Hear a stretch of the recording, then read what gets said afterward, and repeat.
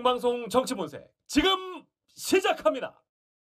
완전히 새로운 시각, 정치의 혁신을 제안하다. 생방송 정치본색 시작하겠습니다. 먼저 우리 김종욱 교수님 나오셨습니다. 네, 안녕하세요.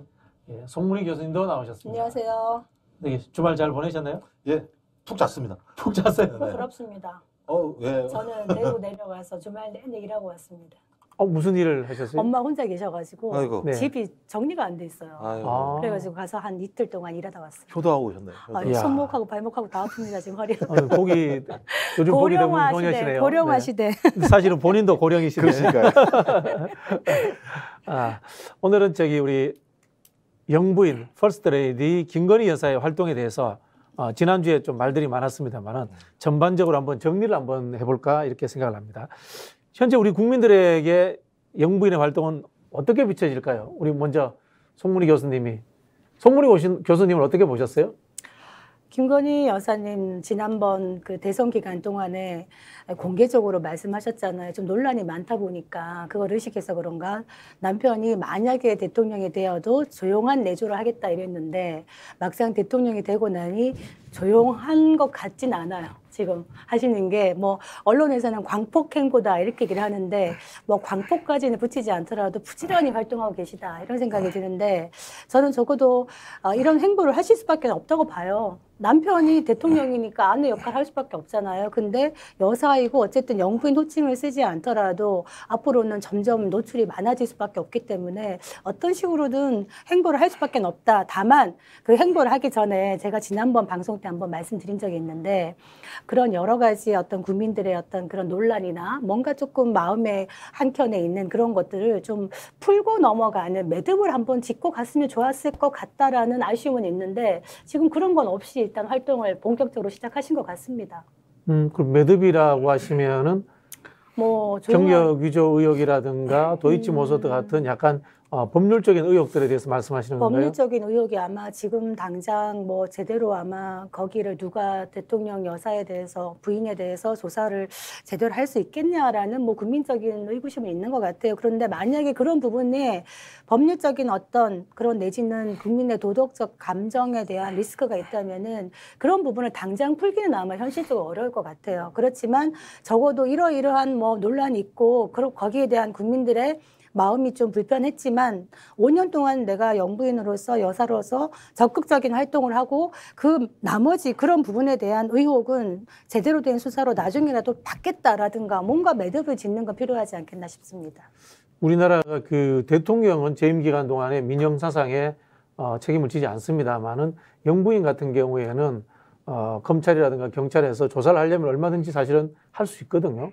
그럼 현재 윤석열 정부에서 이 김건희 여사의 그런 부분들에 대해서 조사를 좀 늦추고 있다, 뭐 이런 느낌도 있으시다는 건가요, 그러면? 그런 느낌은 이제 비판하는 쪽에서는 야 법치 맨날 법대로 공정 얘기하면서 법치 내로남불 아니야? 왜 그 공정의 기준이 다르지? 사람 따라 다르지? 이런 얘기를 하는 분들도 많습니다만 그 부분에 대한 후과는 결국 윤 대통령이 받지 않겠나 싶은데요. 저는 적어도 영부인 여사에 대한 법적인 어떤 조사가 충분히 이루어졌느냐에 대해서는 저는 세모라고 얘기하겠습니다. 애매하네요, 사실. 우리 김종욱 교수님은 그 부분에 대해서는 어떻게 생각하세요? 말씀하신 의혹 부분에 대해서. 뭐 제가 볼 때는 저 국민들이 그러니까 그 지금 김건희 여사가 두 가지 얘기한 거잖아요. 조용한 내조하겠다.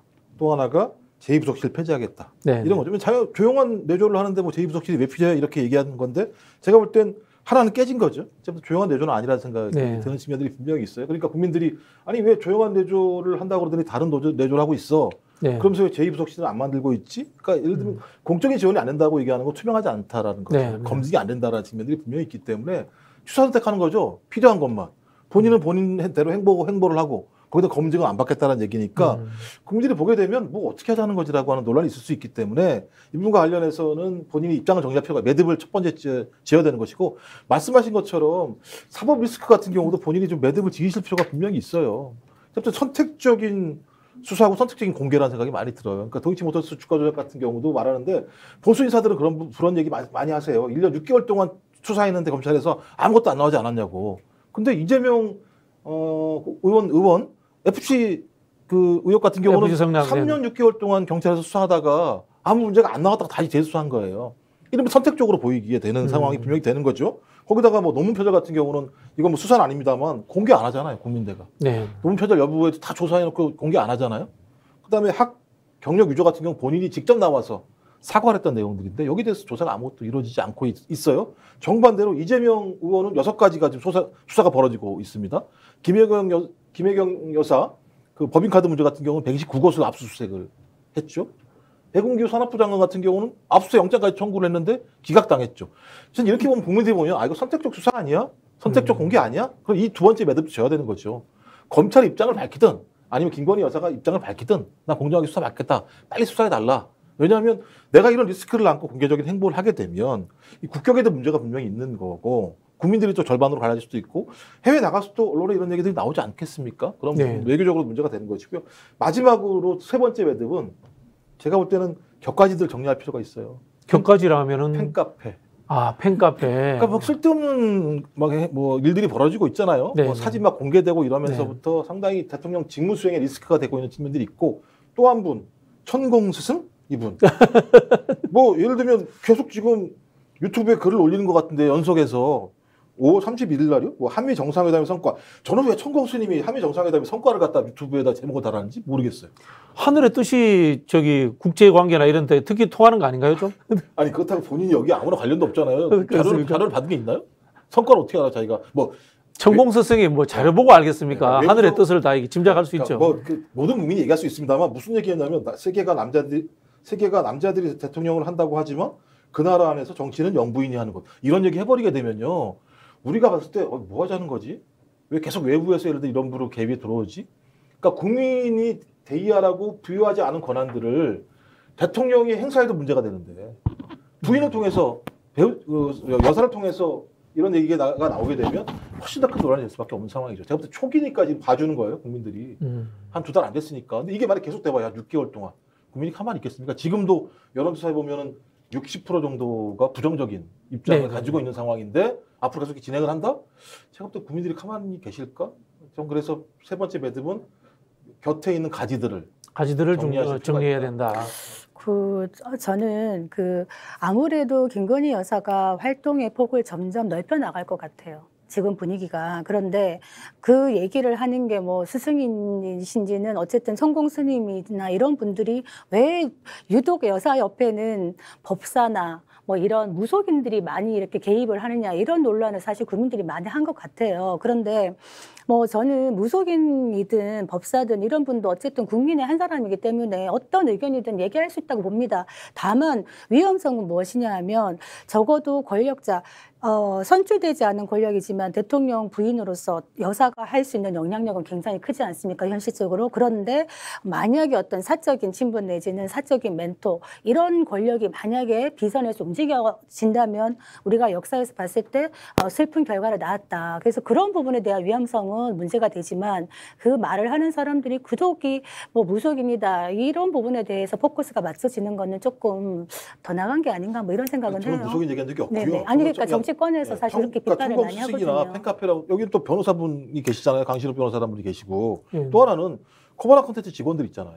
예를 들면 이번에 호마나 콘텐츠 직원들이 예를 들면 네. 대통령실에서 근무하는 건 좀 문제가 되는 부분인가요? 그러니까 저는 여기까지 봐주고 싶어요. 여기까지 뭐 얘기하게 되면 이렇게 까탈스럽냐. 예를 들면 뭐 제가 좀 진보적입니다만 진보는 왜 이렇게 까탈스럽냐. 자기들은 잘했냐 이런 얘기 할까봐 말은 더 못하겠습니다만 직원은 될 수 있지만 적어도 비공식적으로 확인이 안 된 분이 권양숙 여사 만나러 갈 때 따라가고 이런 거 제가 볼 때 문제가 될 수 있어요. 왜냐하면 공식 행사에 예를 들면 다 경호 의전이 들어가는 행사에 소위 적어도 직접적인 관련이 안 된 사람인데 사적인 지인이 갔다라고 얘기하는 건 되게 문제가 많은 거죠. 그렇다면 앞으로도 마찬가지인데 여사가 생각만 있으면 그런 분들이 그런 행사에 갈 수 있다라고 우리가 판단할 수 있는 거잖아요. 그러니까 공개적으로 사과하는 거잖아요. 전 그런 측면에서 주변에 정리가 다 안 됐다는 거예요. 다른 게 아니고요. 천공수승도 마찬가지. 제가 볼 때 아는 분이잖아요. 윤석열 대통령이 몇 분 만났다고 얘기했었잖아요. 실제로. 그래서 이런 유튜브 하면 연락해야죠. 누가 됩니다. 아시겠습니다. 5년 동안만 좀 조용히 계셔 주십시오. 라고 말씀을 하시거나. 그다음에 강신욱 변호사 같은 경우 나와서 계속 얘기하는데 김건희 여사가 전화해서 팬카페 없애시죠. 마음은 알겠습니다만 오히려 윤석열 대통령 통치나 대통령 직무 수행에 문제가 됩니다라고 얘기하거나 코바나 콘텐츠 같은 경우 제가 예를 들면 문제 없다고 얘기합니다만 본인 스스로가 생각한다면 직원 수시 많은 게 맞죠 실제적으로. 근데 저는 이제 제2부속실을 폐지하겠다라고 공약을 한 마당에 지금에 와서 제2부속실을 만드는 거는 좀 현실적으로 어려움도 있을 것 같아요. 만약에 자, 대통령 그럼 입장이라면. 두 분이 네. 제2부속실 문제를 한번 이야기를 해보겠습니다. 자, 제2부속실 지금 만들어도 된다? 저는 굳이 제2부속실 만들 필요는 없다고 봅니다. 공약은 공약대로 지키면서 현실적으로 좀 타협을 할 필요는 있다. 적어도 지금 벌써 나토 지금 공식 대비하고 이러자면은 사실은 대통령 여사의 그런 행보가 국격하고도 관련이 될 수밖에 없기 때문에 관리를 해야 되는 부분이 있습니다. 공적인 조직이. 그래서 제2부속실을 만들지 않더라도 별도로 여사 전담 조직은 필요하다. 그거는 공적 조직이라야 한다. 뭐 신분이 있는 사적 이런 분들이 들어가실 수는 있겠죠. 그렇지만 그분은 학심 임원이 아니라 공적 조직에서 이런 어떤 국제적인 이런 거에 같이 할 수 있는 분들이 들어가는 게 맞다. 이런 생각이 듭니다. 그 우리 김종국 교수님은 그러면 자, 제2부속실을 있어야 된다, 없어야 된다. 아니면 더 나아가서 사실은 천공스승이라든가 친인척들 관리 같은 게 과거에 민정수석실에서 했죠, 그죠? 네, 민정수석실에서 했고 지금 법률적으로 특별감찰관 제도도 있는데 이제 임명을 안 하고 있을 뿐인데 안 할 것 같은데 그런 부분들 어떻게 생각하세요? 그러니까 전 뭐냐면 일단 공약 파기 말씀하시는데 공약은 이미 파기됐어요. 조용한 내조 안 하시잖아요. 전 그걸 얘기하는 거예요. 공약을 그러니까 조용한 내조 공약은 파기하고 제2부속실 폐지는 지킨다? 왜 이러냐는 거죠. 왜 그럴 것 같아요? 그러니까 조용한 내조를 하기 때문에 제2부속실 폐지하는 거예요. 논리적으로는요. 네네. 그잖아요. 내조할 게 별로 없는데 거기다가 공적인 세금을 들여가지고 왜 제2부속실 만들어? 이 논리잖아요. 근데 지금 이제 조용한 내조가 아니고 드러내놓고 행보를 하시는데 네, 그러면 제2부속실을 안 만드는 이유는 뭘까요, 그러면? 아까 제가 볼 때는 고집 같아요. 그 공약은 지켜야 된다는. 그러니까 이게 고집 아니 뭐라고 얘기할 수 있어요. 그러니까 그런 거잖아요. 송 교수님 말씀대로 숫자를 좀 적게 해서 전담 조직 만들면 되지 않냐고. 그게 무슨 차이가 있냐고요. 그러니까 제2부속실을 만드는 거랑 그러니까 공무원 숫자가 15명인데 7명으로 줄면 문제가 없는 거예요? 그리고 예를 들면 제2부속실이 아니라 예를 들면 뭐 제가 무슨 정확히 담당은 모르겠는데 그러니까 대통령 의전을 담당하는데 그 사람들이 들어가 있으면 문제가 안 되는 거예요? 저는 이게 어떻게 구분이 되는 건지 잘 모르겠다라는 거예요. 전 그렇다면 오히려 공식적으로 제2부속실을 2대 규모를 좀 작게 하고 그잖아요. 또 대통령 무슨 얘기하냐면 이 직원 뒀다가 여사가 필요할 때만 이 사람들이 하면 되냐? 이거 말 안 돼요. 실제적으로는. 전담 조직을 둬야죠. 그러니까요. 전 그러면 그게 제2부속실이죠. 뭐 어떻게 얘기해요? 그걸. 그러면 제가 또 질문 하나 드려보면 국회 근무해 보신 적 있으시잖아요. 국회? 예. 국회 근무해봤죠. 예를 들면 국회 운영위원회에서 네. 대통령실에 대해서 이 감사를 하지 않습니까? 할 때 이 영부인의 일정이라든가 예산 소요라든가 이런 것들에 대해서 비공식이든 공식이든 이 확인할 수 있는 과정이 있는가요, 혹시나요? 제가 볼 때는 공개를 하지 않으면 확인 불가능하겠죠. 그분 같은 경우는 청와대에서 국정감사를 할 때 내놔라고 얘기할 수 있겠죠. 네. 당장 우리 이번에 문재인 대통령 김정숙 여사 옷 같은 옷값 경우도 마찬가지잖아요. 네. 근데 대신 이제 대통령 기록물에 이렇게 예를 들면 저기 해 있거나 아니면 청와대가 공개를 안 하면 알 수 없는 측면이 분명히 있는데 제가 볼 때는 큰 예산상의 그 내용들은 나오겠죠. 네. 근데 구체적인 부분에 대해서는 청와대에서 공개하지 않으면 알 수 없는 측면도 분명히 있다고 생각이 드는데 저는 어떤 형태로든지 계속 투명화시킬 필요는 있어요. 청와대에서 운영되는 예산은 국민이 세금으로 낸 부분이기 때문에 저희 통치행위라고 하는 것들도 너무 광범위하면 안 돼요, 실제적으로. 왜냐하면 통치행위가 얼마나 광범위한 게 뭐가 있겠어요, 따지고 보면. 그러니까 대부분, 소위 이 통치행위라는 이름으로 다양한 문제들이 발생하는 측면들이 분명히 있기 때문에 공개할 필요가 분명히 있다는 생각이 드는 것이고요. 좀 그런 측면에서 당연히 이런 조직을 만들어야 예산이 어디로 가는지는 알 거 아니에요, 예를 들면. 예산의 흐름도 모르게 되면 나중에 큰 문제가 될 수 있겠죠. 오히려 서로 오해해가지고 예산 내용도 모르면서 막 공격하겠죠. 예를 들면 김건희 여사가 쓸데없는 돈 썼어 막 이렇게 저 옷은 뭐야?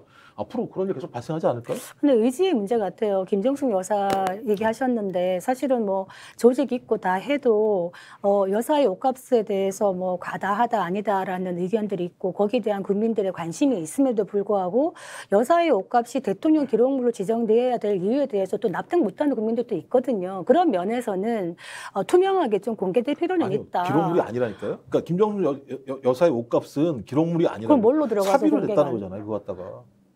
근데 왜 공개를 안 하나요? 아니 사비로 낸 걸 왜 공개를 해요? 아니, 대통령 그걸 사비로 냈는지 안 냈는지를 국민이 알고 싶은 건데. 그 부분은 그런 이제 부분에 이렇게 대해서 해석을 그냥 해야죠. 금방 말씀하신 것처럼 야당에서 그 당시 야당에서 국회 운영위원회를 통해서 청와대 운영 관련돼 가지고 외교 의정 관련해서 경비 지출된 내역을 내놔라. 그렇게 해서 이제 확인을 해야 되는 거죠. 그래서 제가 말씀드린 게 그 부분이에요. 생각하면 지금 제2부속실을 왜 안 만드느냐 이렇게 이야기하면 기록에 남을 듯하요.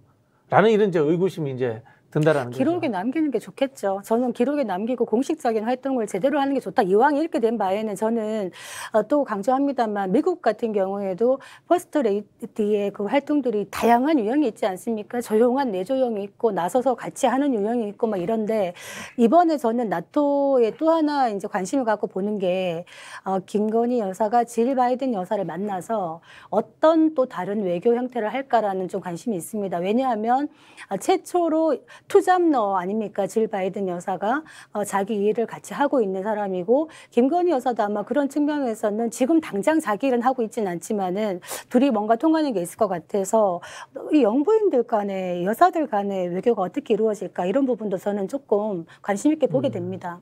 일단 정리를 하고 넘어가자. 제2부속실 필요하다 안 필요하다 우리 김종욱 교수님은? 저는 축소해서 필요하다. 축소해서 필요하다. 네. 저는 꼭 제2부속실 형태는 아니더라도 전담 조직, 공적인 조직은 필요하다. 공적인 조직이 필요하다. 두 분의 의견이 조금 차이가 있네요. 그러니까 공적인 조직을 빨리 만드시라는 거죠. 근데 아마 네. 제2부속실로 만들기는 굉장히 부담이 클 거다. 그건 이제 그래서 선거 때 공약을 냈기 타협을 때문에 할 것이다. 고집이 작동하고 현실적으로. 있다. 뭐 아니, 그런 생각은. 조용한 내조를 안 하시잖아요. 제가 말씀드린. 근데 그 조용한 내조인지 아닌지는 솔직히 보는 사람 마음에 달린 아까 거거든요. 왜 자의적으로 그렇게 그러니까 김건희 공약을 여사 갖다가 입장에서는 나는 조용하게 하고 있지 않느냐. 다만 내가 여사니까 전 여사들 좀 찾아다니는 것이다. 뭐 이렇게 갈 수도 있는 것이고 저는 뭐 긍정적인 것도 있다고 봐요. 그 심소령 그 순직하신 심소령 그 추모 음악회 가서 어떤 그런 부분 언급하신 거 그리고 또 뭐 국악 같은 거 얘기하시면서 우리 국악을 좀 살려야 된다 이런 얘기한 거가 여사가 그런 말을 함으로써 문화예술계 또 사람들은 또 환영을 하는 부분도 있더라고요. 그래서 저는 살릴 건 살려주자. 뭐 이런 생각은 좀 들어요, 사실. 그렇게 하시라고 저는 그래서 전담도 맞으시라고 말씀드리는 거예요. 하지 전담- 말라는 게 아니잖아요. 자, 하라고 말씀드리는 우리가 이야기가 다른 것 같은데 알고 보면 비슷합니다. 전남 조직을 만들어야 된다. 작게나마 제2부속실을 만들어야 된다. 그 이름은 제2부속실로 짓지 말고 뭐 다른 걸 짓더라도 해야 된다. 그 말씀이네. 그죠? 아니 왜냐하면 이게 다음번에도 대통령이 되실 분이 계실 거 아니에요. 그걸 또 새로 만들어야 되잖아요. 부담스럽지 않겠어요? 그때는? 왜 당신은 안 만들고 우리 만들어? 그러니까 저는 이런 게 문제라는 아니 거예요. 제2부속실 만들기 부담스럽다는데 그냥 봐주고 전담 조직 만들면 그냥 넘어갑시다. 그냥 어차피 활동해야 되는데 당장. 왜 선택적으로 봐주냐고요. 윤석열 정부만. 제3조정실로 하면 어떨까요? 만들어가지고. 자, 그 다음에 이야기도 제가 우리 김종욱 교수님께 여쭤봐야 될 것 같은데 지금 이제 법률적 의혹 문제가 정리되지 않았다. 네. 그래서 이제 조용한 내조를 나서기에는 일각에서 이 좀 좋지 않은 시선으로 보고 있다. 이런 부분에서 국회에서 특검을 하는 건 어떻습니까? 도이치모터스 같은 경우에. 제 생각엔 검찰이 빨리 수사했으면 좋겠어요. 안 할 것 같으니까 검찰이. 그러니까 저는 검찰 왜냐하면 그렇죠. 왜냐하면 다른 데는 상당히 그 속도감 있게 수사를 하고 있는데 김건희 여사 문제와 관련해서는 전혀 아무런 소식이 없는 상황이니까 국민들이 봤을 때는 검찰이 균형적이지 않은 것이고 본인들 그러니까 윤석열 대통령부터 시작해서 검찰이 얘기했던 기존의 그 스탠스와는 전혀 다른 모습이 분명히 있는 거죠. 그래서 선택적으로 하는 거냐 이런 의구심이 분명히 있을 수 있어요. 그리고 대통령의 배우자라고 얘기한다면 이런 사법 리스크로부터 빨리 벗어나는 게 좀 좋다고 봐요. 네네. 대통령을 위해서라도. 그러면 일단 검찰이 수사를 해야겠죠. 근데 검찰이 수사를 해서 나중에 뭐 얘기가 나오겠죠. 뭐 수사 종결, 무혐의 종결이 나올 수도 있는 것이고 아니면 기소를 할 수도 있는 것이겠습니다만 말씀하신 것처럼 기소하기 힘들 거예요. 근데 그럼 무혐의 송치를 하려면 무혐의에 대한 정확한 설명이 필요해요. 근데 설명이 안 되게 되면 야당이 가만히 있겠습니까? 그러니까 제가 볼 때는 검찰이 얼마만큼 무혐의를 잘 국민들에게 설명할 수 있을 것인가 되게 관건이다. 제가 설명이 된다면 야당도 싸우기 쉽지 않을 거라고 봐요. 그게 확실하다면.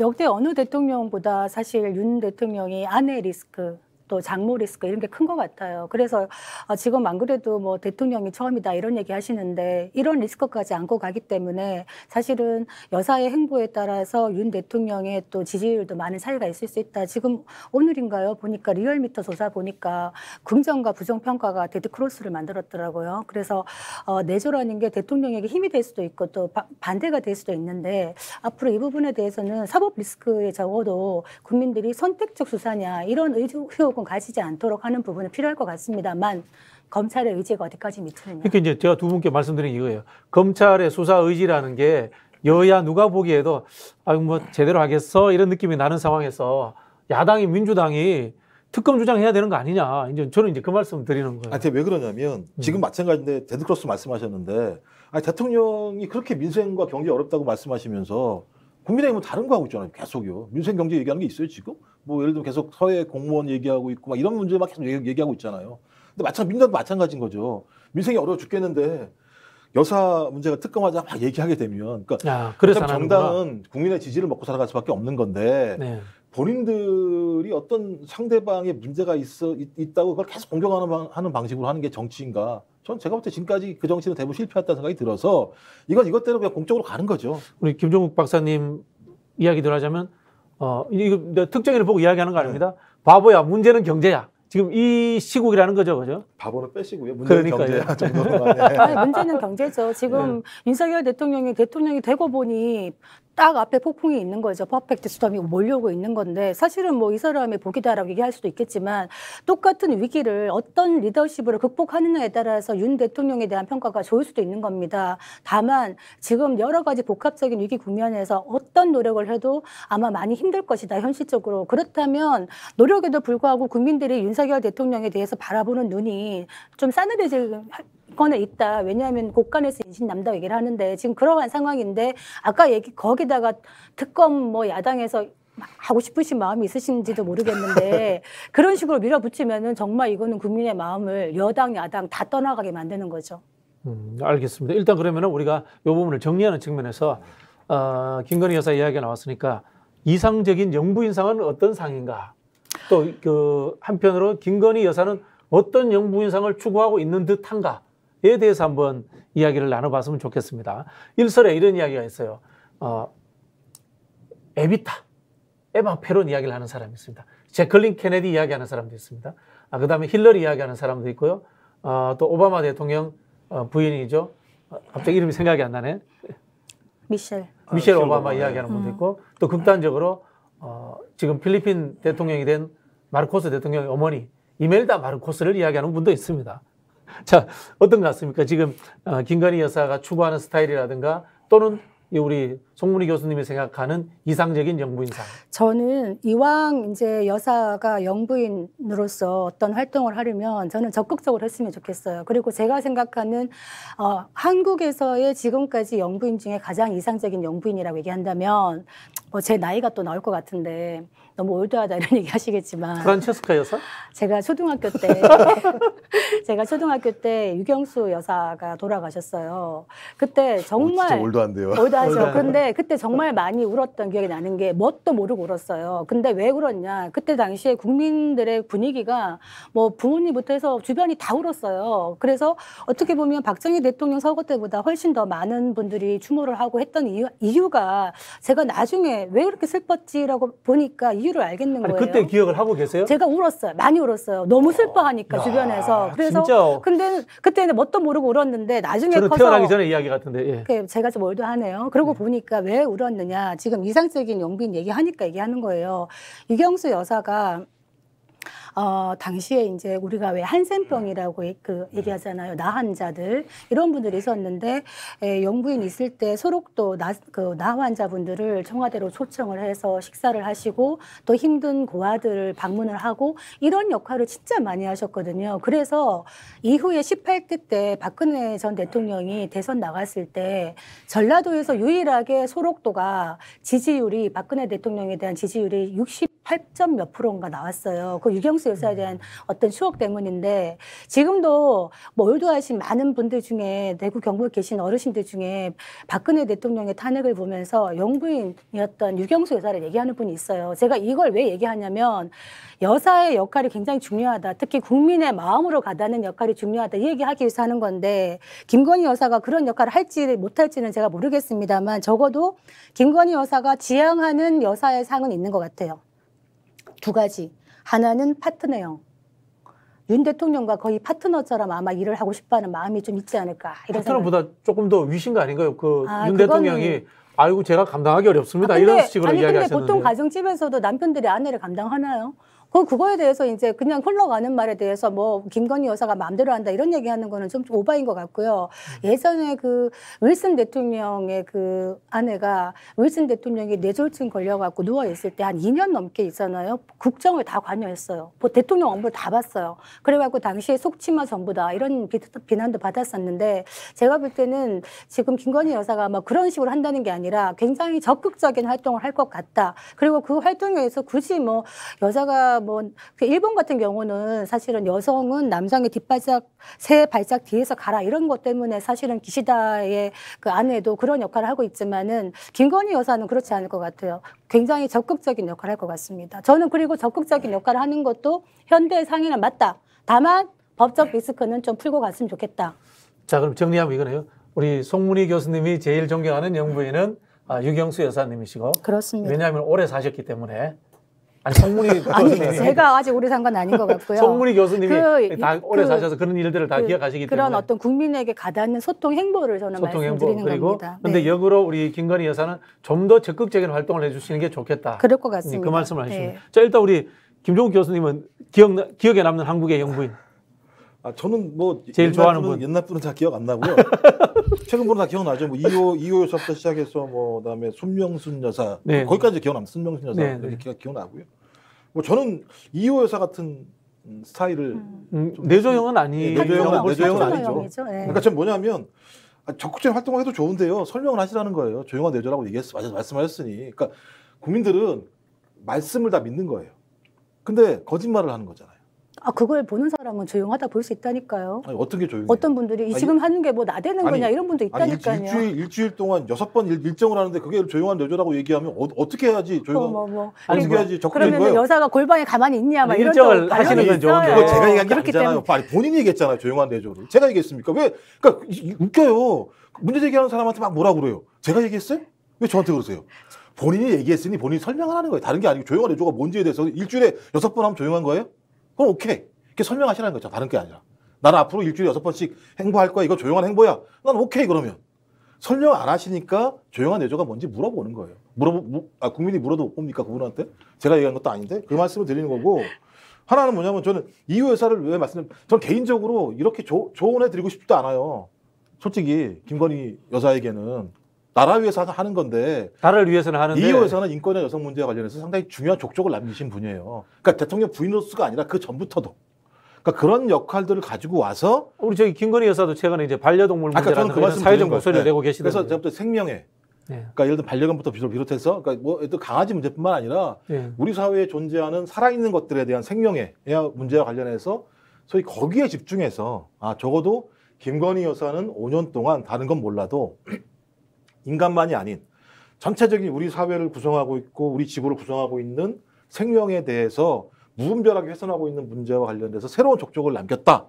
저는 그 일만 열심히 하시면 제가 볼 때는 대단히 좋은 평가가 날 수 있다는 생각이 드는데 최근 행보를 보면 그것만 하시지 않을 것 같다는 느낌이 많이 드는 거죠. 좀 시간을 갖고 우리가 좀 지켜봐주면 어떻겠나라는 생각은 듭니다. 사람이 누구나 할 것 없이 다 어둠과 빛이 다 있지 않겠습니까? 그러니까 실수하는 부분이나 잘못된 부분이 있다면은 또 거기에 대한 그걸 대가를 받아야 되겠지만 앞으로 5년 동안은 우리가 어찌 됐든 좋으나 싫으나 지금 윤석열 정부 하에서 같이 가야 되는 부분이기 때문에 좀 지켜봐주자 시간을 갖고. 그러니까 설명을 해주시라고 좀 부탁을 드리는 거예요. 설명을 한다면 이렇게 하시는데 오케이라니까요. 그래서 제가 아까 매듭을 좀 지었으면 좋겠다 말씀을 드린 거죠. 그러니까 그거한테 좀 말씀해 주십시오. 자, 일단 두 분의 차이가 있습니다. 유경수 여사를 존경하시는 분, 이호 여사를 존경하시는 분, 두 분의 근본적인 차이는 있는 것 같습니다. 제가 몇 가지 제가 아는 간단한 상식으로 정리는 좀 하고 넘어가겠습니다.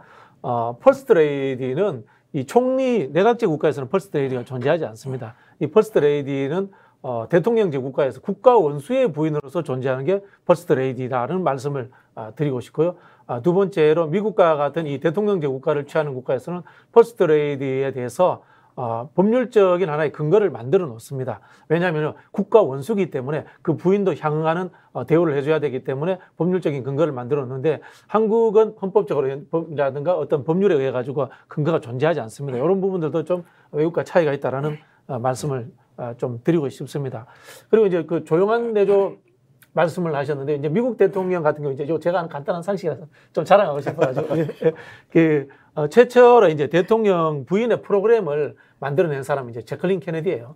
그 당시 이제 선거운동을 하면서 대통령 영부인이 대통령 재임 기간 동안 사회복지 프로그램을 진행을 하겠다. 그다음에 발렌티어 조직을 만들어서 봉사 프로그램을 하겠다. 이렇게 만들어서 미국 같은 경우에는 이 영부인이 그런 그 활동을 4년 동안 하는 것이 이 정례화되어 있다시피 합니다. 매우 인기가 많았던. 제키는 굉장히 제키라고 진짜 애칭으로 불리면서 또 제키의 어떤 패션 이런 거가 거의 뭐 따라하는 지금 여사 보니까 약간 그런 기미는 조금 보이는 것 같아요. 그래서 제가 약간 보여. 저 아니 제가 너무 좀 아니 그게 아니라 저는 이제 좀 활용을 했으면 좋겠는 거예요. 그렇죠. 여사의 이런 셀럽적인 이런 부분을 이건 뭐 제가 개인적으로 좋다 안 좋다 문제가 아니라 심지어 뭐 슬리퍼 이런 것도 뭐 완판되고 막 이러더라고요. 그래서 제가 우리 스픽스 좀 띄우려면 여사의 옷을 내가 한번 입고 나와야 되나 막 이런 생각도 하는데 안 맞을 것 같아서 못 입는 것 뿐이에요 지금. 아니 뭐 그런데 저기 적어도 만약에 여사가 뭐 한국 전통의 어떤 뭐 복장을 하고 어떤 그런 패션을 그거는 입는다. 아니에요. 그거는 아니 그거야 뭐 개량 한복도 있고요. 제가 수많은 그 유럽 여행을 해보니까 이제 시대에 뒤떨어진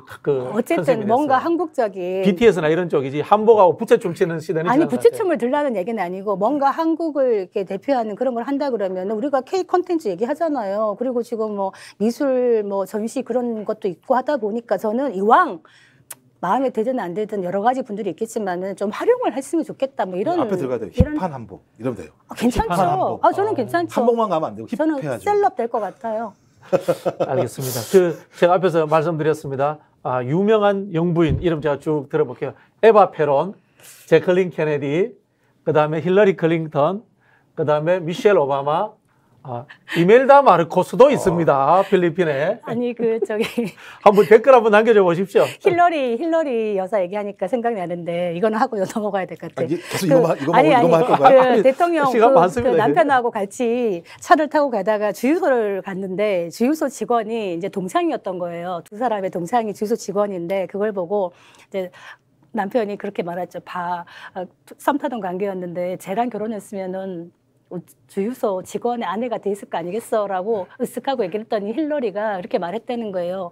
아니지, 제가 나랑 결혼했으면 제가 대통령이 됐을 거야. 저는 그건 저도 그거는 유명한 일이 아닙니까? 네, 그래서 진짜 저는 좋은 네, 자세라 생각. 네, 좋은 자세라고 봅니다. 저는. 그러니까 설명을 하고요. 그러니까 매듭을 짓고. 설명을 좀 하고.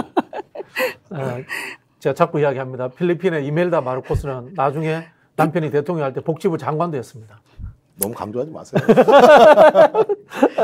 자, 알겠습니다. 자, 뭐 영부인이 잘 해야죠. 그럼요. 잘해야죠. 잘 해야 되고 이제 이 부분은 저희가 소뚜껑 보고 논란 갔으면 자라보고 논란다. 이거 반대가 되는 거. 너무 놀라신 거 아니에요? 일부러 웃기려고 그러신 거예요? 예, 맞습니다.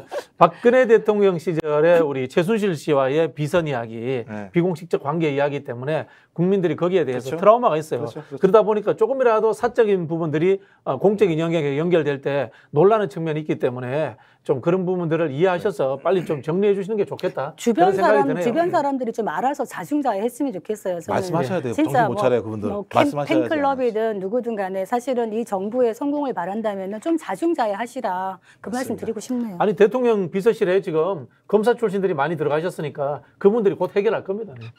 자, 마지막으로 윤석열 대통령이 지금 오늘 아마 마드리드로 가기 전에 아마 요게 새로 생긴 게 있나 보더라고요. 여기. 그러네요. 예, 우리 이걸 뭐 양채원 제가- PD님께서 예. 마지막 듣고 주제 가야죠. 듣고 예, 가야죠. 네. 잠깐 소개해 주시겠습니다. 예. PD님 준비되셨나요? 네. 그다음 오늘의 주제는 윤 대통령 나토는 왜 갔을까입니다. 윤석열 대통령이 오늘 나토 정상회의 참석차 출국했습니다. 3박 5일 첫 다자 외교 무대에 나서는데요. 대한민국 대통령의 나토 정상회의 첫 참석이자 취임 한 달여 만에 다자 외교 무대 데뷔전을 앞둔 윤 대통령. 한미일은 오케이, 한일은 여사님의 데뷔 무대, 대통령을 기다리는 현안들이라는 소주제로 토론 시작하겠습니다. 자, 그럼 먼저 우리 훨씬 분위기 좋네요. 두 분이 사실은 이제 전공이 통일외교부나 아니십니까, 그죠? 그러다 보니까 앞으로 이제 꼭 저희가 한 꼭지 정도는 두 분을 모실 때는 좋습니다. 독일 외교 분야를 이렇게 좋습니다, 저는. 주제로 올릴까 합니다. 일주일에 한 곡씩 왜냐면 나올까요? 통일외교 뭐. 다른 어떤 이 종편이라든가 방송에서 듣기 어려운 겁니다. 근데 원래는 이런 데는 이제 저기 별도로 좀 전문가들을 따로 모셔가지고 깊은 얘기, 해야 깊은 돼. 얘기 제가 나눠야겠네요. 들어보니까 이 그쪽 전공만 하시는 분들이 이 흔히 하는 이야기를 풀어내는 능력이 이 두 분보다 못 하시더라고요. 오늘 좀 깊은 얘기를 해야 되는데 시간이 많지는 않네요. 나토로 빨리 얼마나 뭐 빨리- 좀 추가 방송 할 수 있습니다. 나토 자, 얘기가 빨리 좀 잠깐 들어가고 싶네요. 나토가 무슨 조직인지 모르는 분들도 있습니다.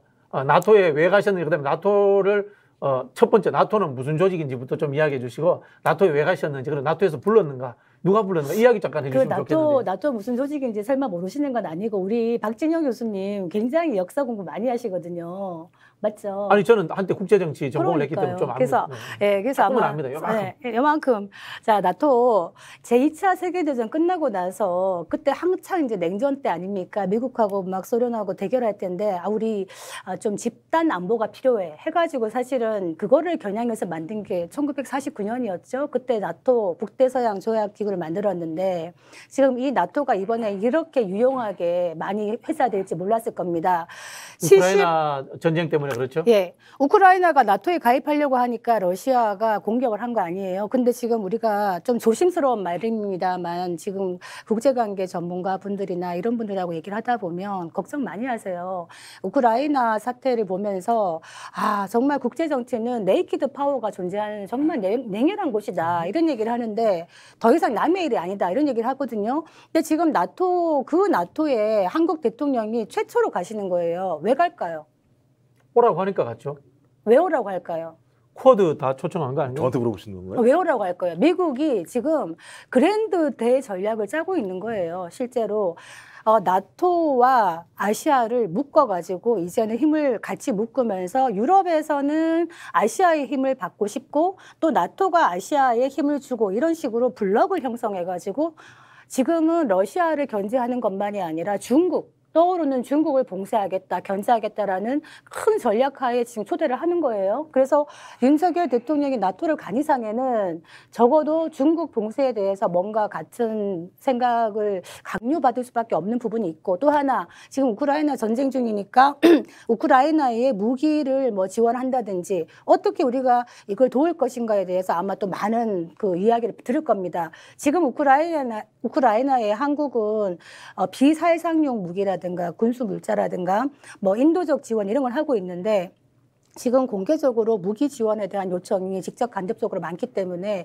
이 부분에 대해서도 답을 하고 와야 될 것이다 이런 생각이 들고 또 지금 한일 간의 관계 굉장히 안 좋은데 미국 입장에서는 이러면 안 돼. 너네들 좀 사이좋게 지내. 이 얘기 계속하고 있거든요. 그래서 이번에 한일 간에는 만나지는 못하지만은 한미일 한 30분 만나면서 또 조금 그런 부분에서도 진척이 있지 않겠나 생각해서 윤석열 대통령이 이번에 가갖고 나토에서 정식 대비를 하는 건데 좀 나름대로는 큰 역할을 하면 좋겠다 이 생각은 듭니다. 저는 어제 주말에 보니까요. 요즘 홈쇼핑에 스페인 관광 열풍입니다. 마드리드? 그래서 지금 마드리드 사지 않습니까? 야, 참 부럽네요. 저도 가고 싶네요. 예, 프라도 박물관. 네. 야. 어떻게 우리 김종욱 교수님은 미국의 전반적인 이 세계 전략에 의해서 초청되어 갔다. 이 말씀 해주셨는데 거기에 대해서는 어떻게 평가하고 싶습니까? 동의할 수밖에 없는 측면인 거고요. 그러니까 제가 볼 때 신냉전 구도로 가고 있는 저초전의 구성을 지금 하고 있다라는 생각이 들고요. 하나는 말씀하신 것처럼 소위 나토가 계속 세력을 지금 확장한 게 아니라 계속 확장해 그렇죠. 왔죠. 1991년, 1990년대 초반부터 계속 확장돼 왔었고 21세기에 들어오면서 또 더 많이 확장하고 있었고 그러면서 언젠가는 부닥칠 거다. 소위 동유럽, 그러니까 소유럽과 동유럽, 그다음에 동유럽을 매개로 하는 러시아와 충돌할 수밖에 없을 거라는 얘기들이 계속 많았었고 이 충돌의 원인이 뭐냐고 논쟁이 많았었는데 실제로 제가 지금 정확히 모르겠는데 미어쉐이머 교수라고 하는 현실주의 국제정치학자인데 아마 그분이 그랬던 것 같아요. 이 전쟁의 원인은 미국이다. 제가 아마 그렇게 이야기를 하셨던 거로 제가 알고 있어요. 그러니까 미국의 확장 전략, 그러니까 유럽에서 나토를 중심으로 동유럽을 확장하려고 하는 정책 자체가 궁극적으로는 분쟁이 될 수밖에 없고 심각하면 전쟁이 올 수밖에 없을 거다라고. 그럼 왜 동유럽으로 확장하겠는가? 세력 확장인 거죠. 러시아 압박인 거죠. 이게 이제 유럽 차원에서 좀 벌어지는 것이었다면 다 아시겠습니다만 또 21세기 2010년 이후에 미국 같은 경우 인도태평양 전략이라는 개념을 통해서 인도를 한 축으로 하고 태평양, 일본과 호주, 뉴질랜드겠죠. 이쪽을 해서 중국을 포위 압박하는 전략들. 그러니까 이 두 가지의 전략 자체가 지금 다시 겹쳐져 가지고 전 세계적인 전략으로 전환하는 과정에 있는 것이고 거기에 첫 스텝을 밟은 게 이번에 나토에 여기 나와 있는 한국, 일본, 호주, 뉴질랜드를 초청을 한 거죠. 그러니까 제가 또 이거 심각한 문제가 될 수도 있다. 지금 심각한 게 중국이 엄청 반발하거든요. 안 그래도 중국은 나토를 가지고 이거 냉전 시대의 산물이야 이렇게 비판하고 있는데 지금 노골적으로 자기를 견제하는 것과 딱 보이니까 가만히 있을 수 없는 거예요. 그래서 중국이 어떻게 얘기를 하냐. 우리에게 위협이 오면 가만히 앉아있지 않겠다. 그렇게 얘기하면서 지금 왜 우리가 끼리끼리는 과학이다 이런 얘기 하잖아요. 초록은 동색이다 얘기하는데 중국과 러시아 서로 시진핑과 푸틴이 굉장히 사이좋게 막 전화도 하고 막 하잖아요. 서로 이해관계가 맞기 때문이에요. 그래서 아마 나토가 이렇게 확장되는 거에 대해서 러시아로서도 절대 물러설 수 없는 마지노선이기 때문에 지금 우크라이나 침공을 한 거거든요. 그래서 이 가장 큰 그 잘못은 러시아와 푸틴에게 있겠지만은 적어도 국제 정세에서는 어떤 기존의 현실적인 그 구도를 바꾸려는 이 노력이 결국에는 국민들을 전쟁의 희생자로 만들고 만다. 이런 측면에서 윤석열 대통령의 인식 중에 저는 약간 걱정스러운 것이 우크라이나가 나토에 진작 가입하지 않아가지고 이런 문제가 생겼다라고 얘기하는 부분에 대해서는 저는 좀 걱정입니다. 왜냐하면은 당시 우크라이나가 양해각서를 체결하면서 굉장한 핵 보유국이었고 핵 강대국이었는데 모든 핵을 다 포기하고 러시아에 넘겼거든요.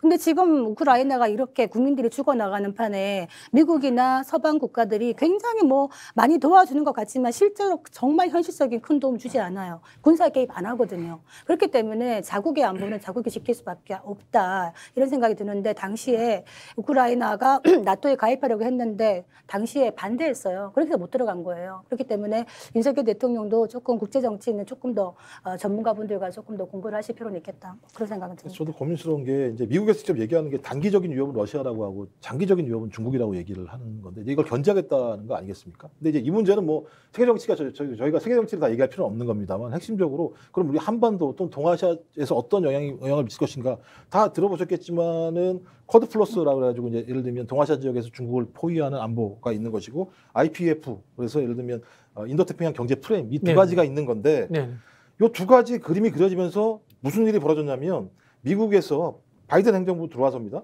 핵 태세 검토 보고서라는 게 만들어지는데 핵 공격을 받을 때만 핵 공격을 한다는 원칙을 변경해요. 전략적 모호성을 두는 거예요.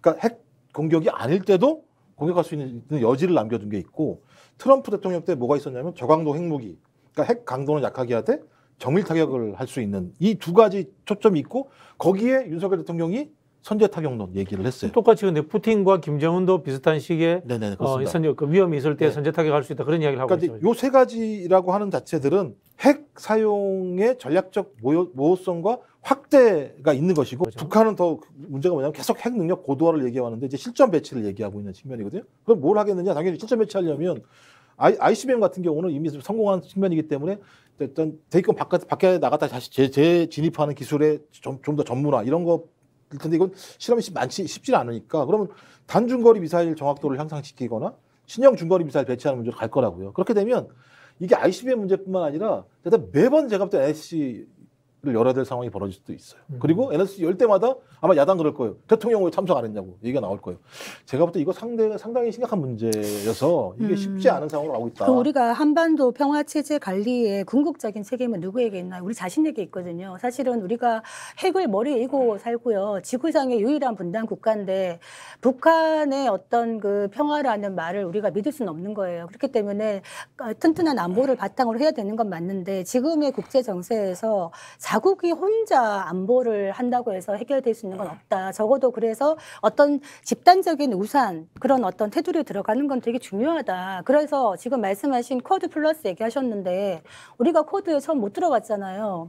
못 들어가고 나니까 지금 쿼드 플러스 들어가려고 하니까 너무 힘든 거예요. 왜냐하면 일본이 절대 지금 못 들어오게 난리를 치거든요. 그래서 어떤 조직이 만들어질 때는 사실 빠른 판단을 해야 되고 선택과 집중을 해서 이것이 우리의 국익에 도움이 된다 그러면은 사실은 처음부터 들어가는 게 맞습니다. 그래서 지금 아까 얘기하신 인도태평양 경제 프레임 이 부분도 우리가 신중하게 고민을 해야 되는 부분이다. 단 이 과정에서 중국과 러시아를 때로 돌리는 이런 또 부작용이 발생할 수 있기 때문에 이거 굉장히 아슬아슬한 이 부분이 있다. 그래서 굉장히 이거는 정말 국익이라는 거 하나만 갖고 사실은 논의를 해야 되는 부분이 아닌가 싶은데 지금 나토를 가셨는데 가서 이런 부분을 잘할 수 과연 있을까?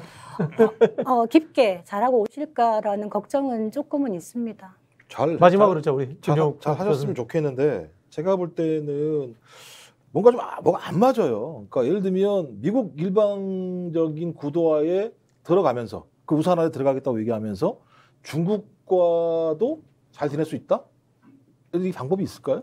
가장 큰 문재인 정부도 마찬가지였어요. 문재인 정부도 예를 들면 중국 좋아가지고 예를 들면 중국한테 그렇게 했을까요?